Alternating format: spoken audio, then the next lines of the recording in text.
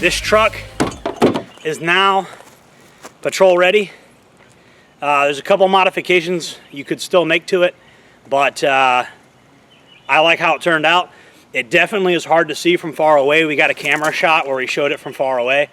I wish I could say we had a fun time painting it, but it was hot and nasty. Painting trucks camo is not as fun as I seem to remember it as being a lot funner than it actually is.